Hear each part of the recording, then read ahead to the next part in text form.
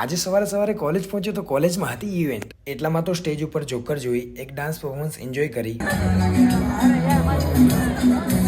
ત્યાં તો જોકર બધા હેઠા ઉતરીને દોરડા ખેંચવા માંડ્યા. બીજા રાઉન્ડમાં તો એક ભાઈ ગલોટિયા મારી ગયા. ત્યારબાદ તો ભાઈએ મેદાનમાં એન્ટ્રી મારી. First round win. Second round is also win. બીજો રાઉન્ડ પણ અમે જ જીત્યા.